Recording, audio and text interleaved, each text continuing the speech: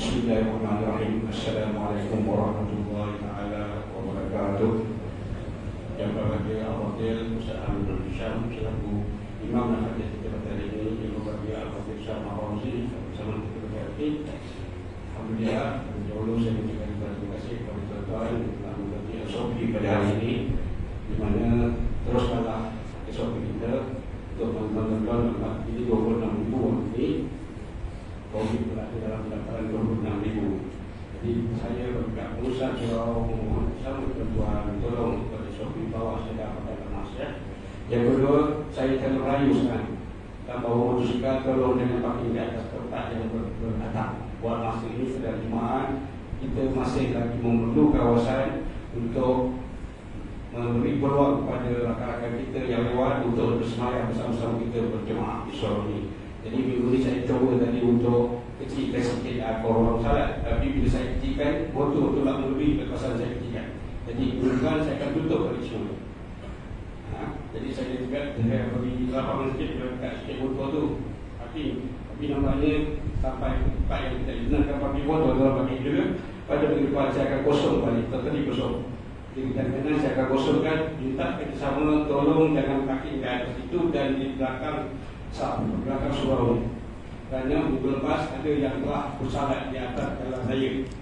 Jadi kita kosongkan tempat itu untuk memberi peluang kepada rakan-rakan kita untuk salat bersama. Biarlah rakan-rakan salat bersama dalam motor dengan tempat salat bersama. Tolong tuan-tuan saya merayu sangat.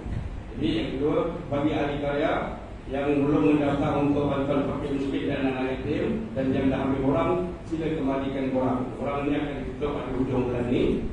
Untuk pada kita akan nampak masyarakat untuk menyampaikan sumbangan tuan-tuan, sumbangan masyarakat yang ada dalam tabung fakir miskin, tabung anak yatim kemiskinkan ada yang tumbang. Alhamdulillah, terima kasih bagi penyumbang bagi pengusaha juga, dan insyaAllah kami akan sampaikan sumbangan tuan-tuan pada awal Ramadan atau pada Syawal.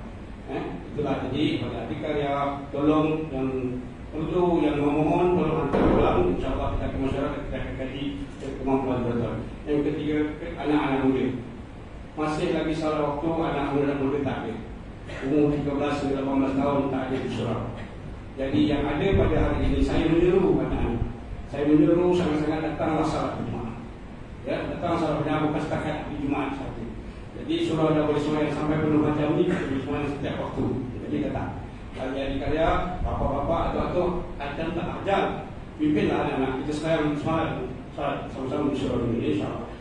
Jadi saya sekali lagi mengucapkan terima kasih kepada teman-teman yang telah menerima kepada surau ini. InsyaAllah kami sebagai upaya untuk menjalankan amalan tuan-tuan untuk memohon kepada surau ini.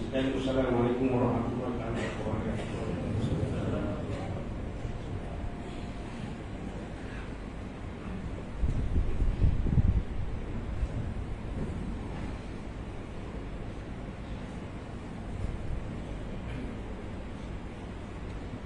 Inna Allah wa malaikatahu yusalluna 'alan nabi ya ayyuhalladzina amanu sallu 'alaihi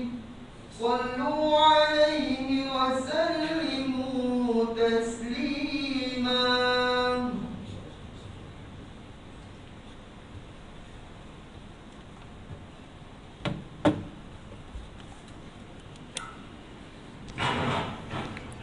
السلام عليكم ورحمة الله وبركاته. الله أكبر الله أكبر الله أكبر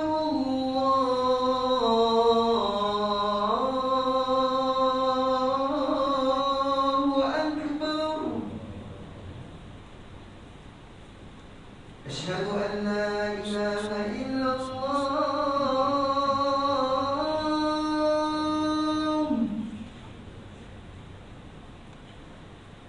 أشهد أن لا إله إلا الله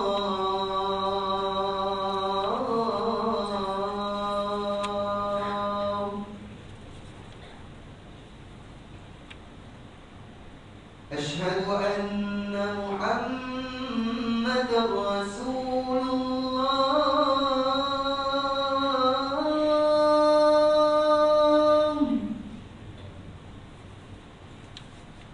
أشهد أن محمدا رسول الله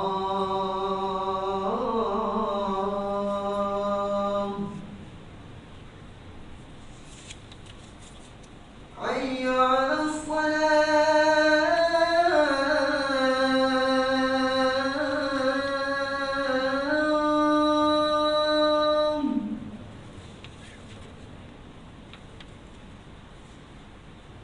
حي على الصلاة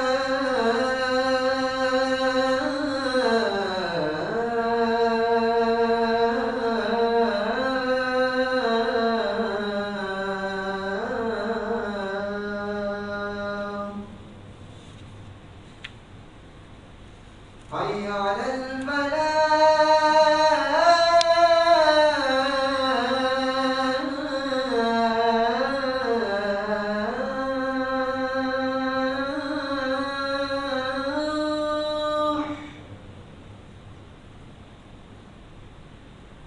حي على الفلاح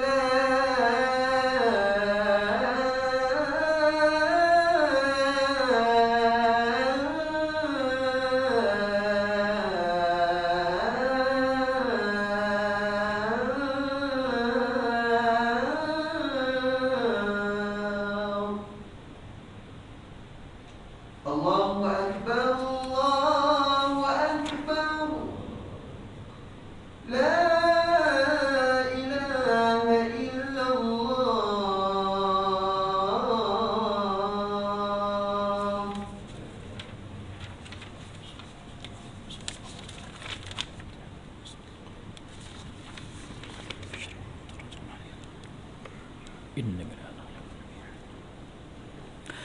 الحمد لله القائل إن الذين يحبون أن تشيع الفاحشة في الذين آمنوا لهم عذاب أليم في الدنيا والآخرة والله يعلم وأنتم لا تعلمون. أشهد أن لا إله إلا الله وحده لا شريك له وأشهد أن محمدا عبده ورسوله. اللهم صل وسلم على سيدنا محمد وعلى آله وأصحابه أجمعين. أما بعد فيا أيها المسلمون اتقوا الله، أوصيكم وإياي بتقوى الله فقد فاز المتقون. قال الله تعالى: يا أيها الذين آمنوا اتقوا الله حق تقاته ولا تموتن إلا وأنتم مسلمون. Muslimin yang dirahmati Allah sekalian, khatib mengingatkan kepada diri dan mengajak sekalian yang hadir, marilah kita bersama-sama meningkatkan keimanan, amalan dan ketakwaan kepada Allah dengan melaksanakan segala perintahnya dan meninggalkan segala larangannya. Mudah-mudahan kehidupan kita di dunia dan di akhirat berada di dalam redha Allah.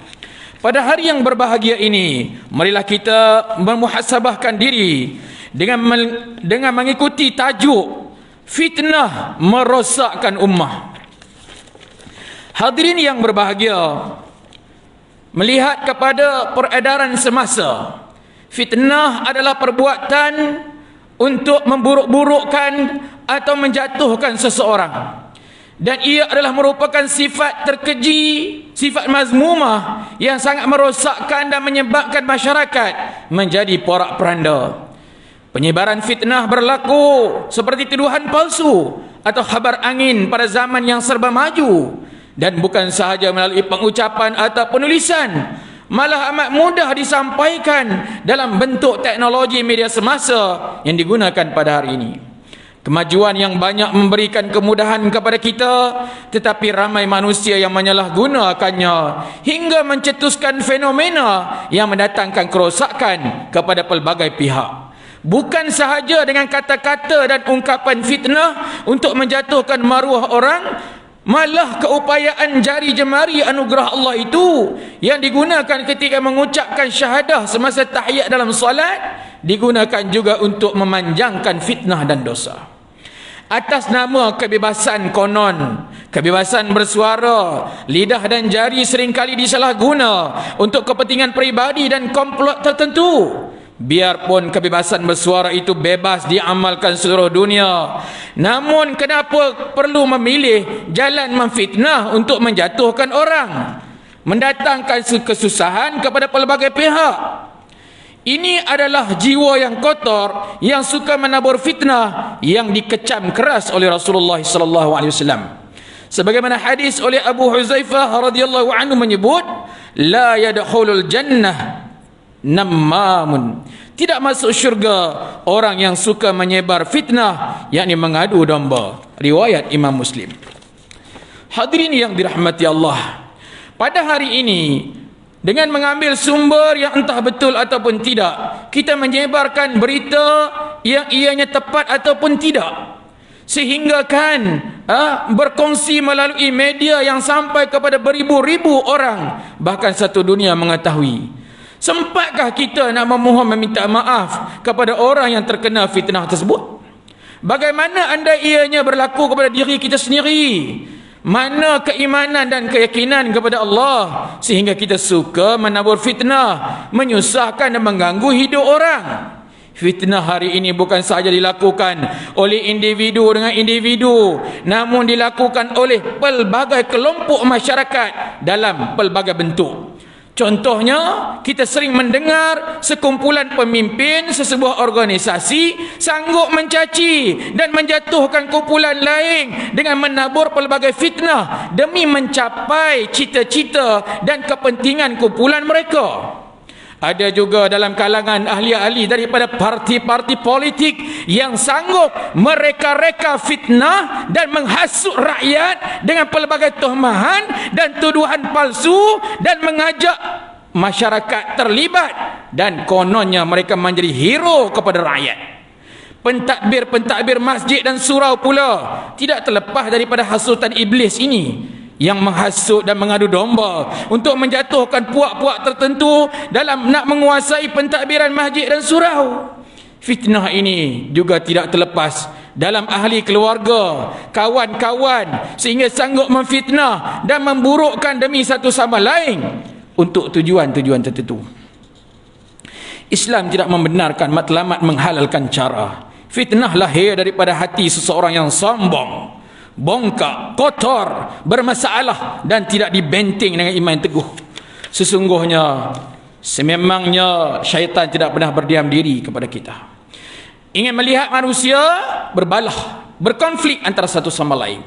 Sebagaimana peringatan Allah dalam surah Al-Maidah ayat 91. Innama yuridu syaitan an yuqi'a bainakumul adawata wal baghdha.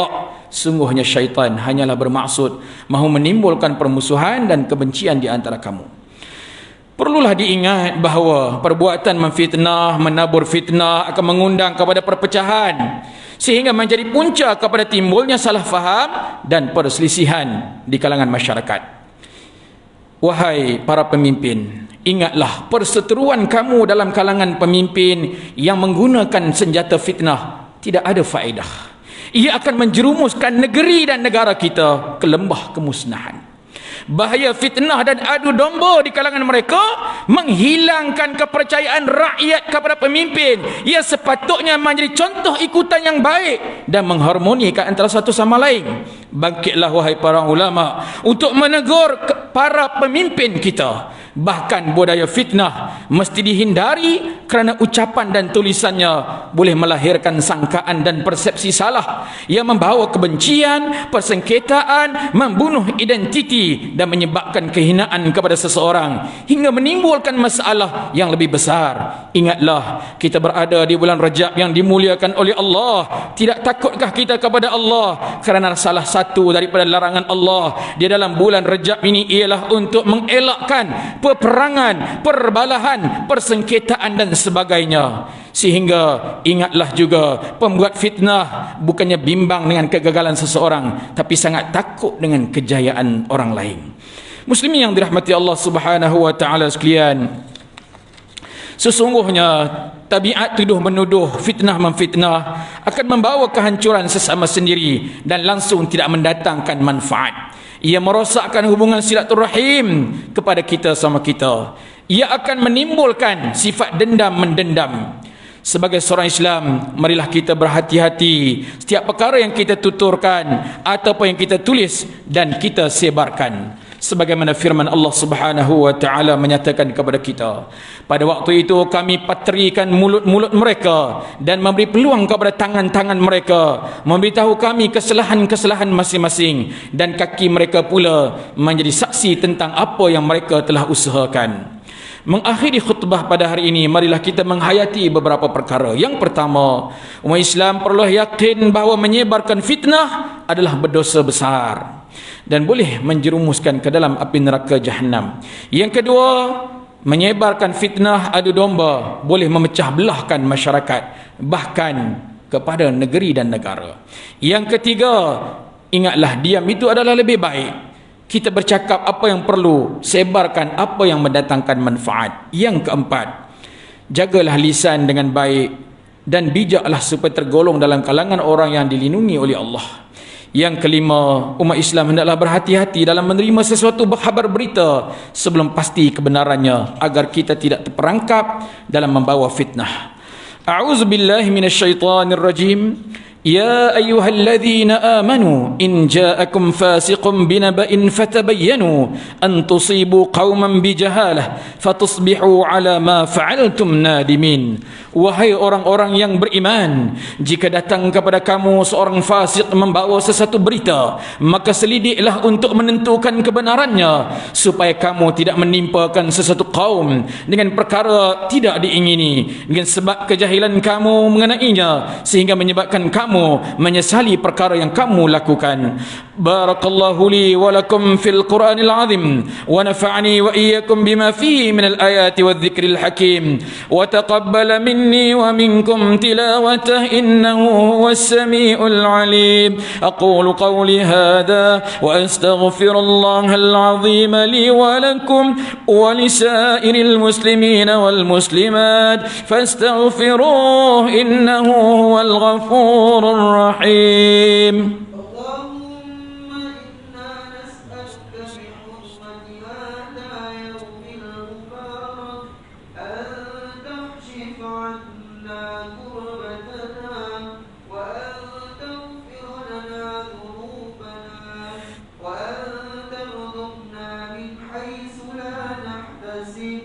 برحمتك يا أرحم الراحمين والحمد لله رب العالمين. الحمد لله الذي جعلنا من المسلمين ورزقنا من الطيبات. أشهد أن لا إله إلا الله وحده لا شريك له وأشهد أن محمدا عبده ورسوله. اللهم صل وسلم وبارك على سيدنا محمد وعلى آله وصحبه ومن تبعهم بإحسان إلى يوم الدين. أما بعد، فيا عباد الله اتقوا الله، أوصيكم وإياي بالتقوى الله فقد فاز المتقون. Hadirin yang dirahmati Allah, marilah kita bertakwa kepada Allah dengan melakukan ketaatan kepadanya dan menjauhkan diri daripada perbuatan keji dan maksiat. Allah berfirman, innallaha wa malaikatahu yusalluna 'alan nabi ya ayyuhalladzina amanu sallu 'alaihi wa sallimu taslima. Allahumma salli wa sallim ala sayyidina Muhammad wa ala alihi wa ashabihi ajma'in. Allahumma ighfir lil muslimina wal muslimat wal mu'minina wal mu'minatil ahya'i minhum wal amwat innaka sami'un qaribun mujibud da'wat wa ya qadiyal hajat. Allahumma a'izzal islam wal muslimin wa ahlikil kafarata wal mubtadi'ata wal musyrikin. Allahumma inna nas'aluka wa natawassalu ilayka bi nabiyyikal amin wa nas'aluka bi asma'ikal husna wa sifatikal uzma an tahfaza bi 'aini 'inayatikar rabbaniyah wa bi hifzi wiqayatikal samadaniyah jalalata malikina al-mu'azzam Sultan Selangor Sultan Syarafuddin Idris Shah Al-Haj ibni al-marhum Sultan Salahuddin Abdul Aziz Shah Al-Haj. Allahumma arimil 'auna wal hidayata wat taufiq was sihhata was salamata minka liwali ahdi Selangor Tengku Amir Shah ibni Sultan Syarafuddin Idris Shah Al-Haj fi amni wa salahin wa afiyah bimannika wa karamika ya dzal jalali wal ikram. Ya Allah, kurniakanlah petunjuk kepada kami untuk mendirikan salat fardu 5 waktu secara berjamaah, menunaikan zakat melalui lembaga zakat Selangor, mewakaf harta melalui perbadanan wakaf Selangor, menginfakkan harta pada tabung infak jariah umat Islam Selangor dan kepada anak-anak yatim melalui Yayasan Islam Darul Ihsan. Allahumma ya dafi'al bala idfa' 'anna hadzal waba' wal bala' wal marad wasyada'id wal mihan bi lutfika ya latif innaka 'ala kulli syai'in qadir wa bil ijabati jadir. Rabbana hab lana min azwajina wa zurriyyatina qurrata a'yun waj'alna lil muttaqina imama. Rabbana atina fid dunya hasanah wa fil akhirati hasanah wa qina 'adzaban nar. Ibadallah, innallaha ya'muru bil 'adli wal ihsan wa ita'i dzil qurba wa yanha 'anil fahsya'i wal munkari wal baghi ya'izukum la'allakum tadhakkarun. Fadhkurullaha al-'azima yazkurkum washkuruhu 'ala ni'amihi yazidkum was'aluhu min fadlihi yu'tikum wa la dhikrullahi akbar wallahu ya'lamu ma tasna'un. Aqimus salah.